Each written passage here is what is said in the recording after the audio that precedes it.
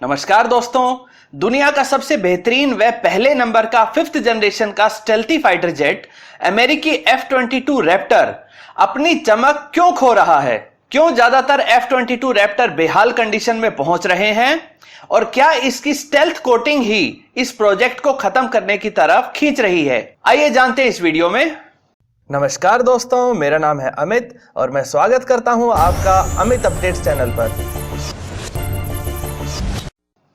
तो चलिए दोस्तों शुरू करते हैं। सुपर पावर अमेरिका के पास एक से एक बेहतरीन फाइटर जेट मौजूद हैं, लेकिन अगर अमेरिका के सबसे खतरनाक, सबसे ताकतवर फाइटर जेट की बात की जाए तो वो है लॉकहीड मार्टिन द्वारा बनाया गया F-22 रैप्टर। F-22 को सिर्फ अमेरिका का ही नहीं, पूरी दुनिया का सबसे जबरदस्त, सबसे स्टेल्थी फाइटर जेट कहा जा सकता है। 2 इंजन वाला F-22 अमेरिका के ही दूसरे स्टेल्थी जेट F-35 के मुकाबले ज्यादा बड़ा है, ज्यादा पावरफुल है, ज्यादा तेज है और ज्यादा स्टेल्थी है। जब तक दुश्मन देश के रडार इसे ट्रैक कर पाते हैं तब तक तो F-22 अपने मिशन को अंजाम दे चुका होता है।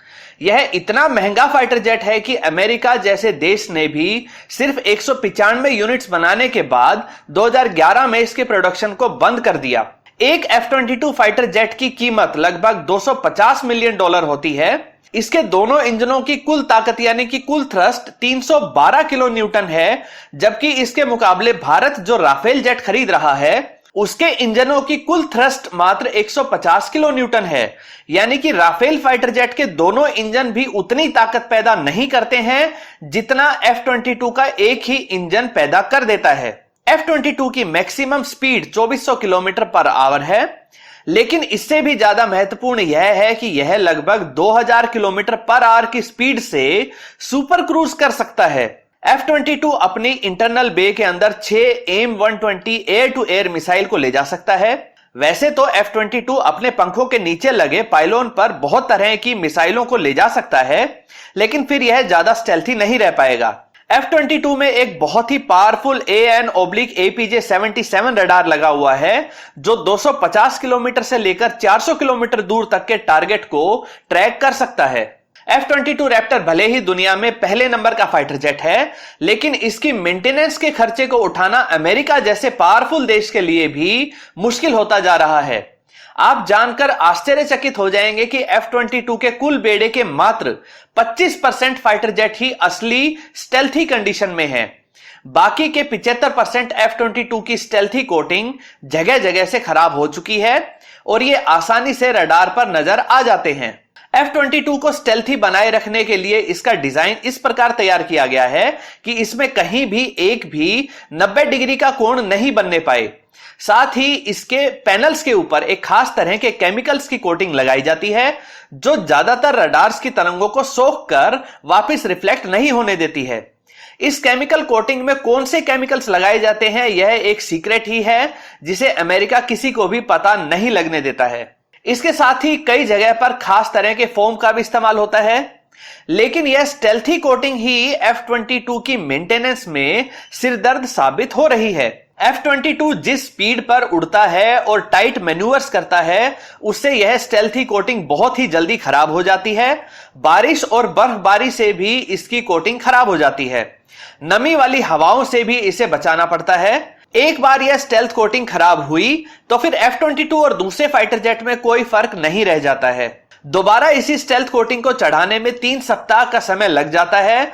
3 सप्ताह का डाउन टाइम और इतनी महंगी कोटिंग की वजह से इसकी मेंटेनेंस कॉस्ट लगातार बढ़ती जा रही है। जहां दूसरे 4th जनरेशन के फाइटर जेट की फ्लाइंग कॉस्ट पर आवर मात्र 8 से 10,000 डॉलर होती है, वहीं F-22 की फ्लाइंग कॉस्ट पर आवर $60,000 है और उसके बाद भी खराब मौसम बहुत जल्दी इसे स्टेल्थी से नॉन स्टेल्थी बना देता है।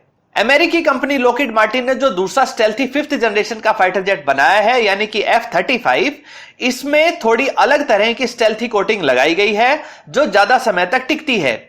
पर ये F-22 जितनी स्टेल्थी कोटिंग नहीं है, ये F-22 जितना स्टेल्थी नहीं है। साथ ही F-35 को अमेरिका बहुत सारे देशों को बेच रहा है, जिससे खुद अमेरिका के लिए अपने F-35 की मेंटेनेंस का खर्च कम हो जाता है। वहीं F-22 इतना बेहतरीन है कि अमेरिका की संसद ने इसको किसी भी देश को बेचने पर पाबंदी लगा रखी है। F-22 की इतनी महंगी मेंटेनेंस की वजह से जो F-22 एयर शो आदि में भाग लेते हैं या जो ट्रेनिंग के लिए इस्तेमाल होते हैं, उनकी स्टेल्थ कोटिंग के खराब हो जाने के बाद भी लंबे समय तक ठीक नहीं किया जाता है। मात्र 25% फाइटर जेट जो हाई लेवल के मिशंस को अंजाम देने के लिए भेजे जाते हैं, सिर्फ उन्हें ही बार बार स्टेल्थी रिकोटिंग दी जाती है। बहुत से देश जैसे कि जापान, इंग्लैंड आदि बार बार अमेरिका से F-22 बेचने का आग्रह करते हैं, लेकिन यदि इसकी स्टेल्थ को बनाए रखने की इतनी ज्यादा कीमत व समस्या देखी जाए तो इसे खरीदना एक फायदे का सौदा नहीं कहा जा सकता है। इसके साथ ही स्टेल्थ अब एक आउटडेटेड कॉन्सेप्ट होने लगा है, क्योंकि अब के रडार सिस्टम कई तरह की वेवलेंथ की तरंगों को इस्तेमाल करके स्टेल्थी फाइटर जेट की सही लोकेशन ट्रैक करने लग गए हैं। अब ड्रोन्स और यूएवी के माध्यम से वो सारे काम किए जा सकते हैं जो 5th जनरेशन के फाइटर जेट को करने थे। साथ ही इनमें पायलट की जान को जोखिम में डालने की आवश्यकता भी नहीं होती है।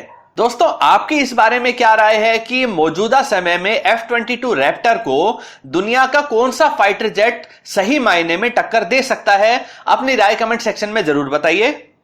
दोस्तों, उम्मीद करता हूं वीडियो आपको पसंद आई होगी। अगर ये वीडियो आपको अच्छी लगे तो इसे लाइक करिए, दोस्तों के साथ शेयर करिए और चैनल को सब्सक्राइब करना ना भूलें। नमस्कार।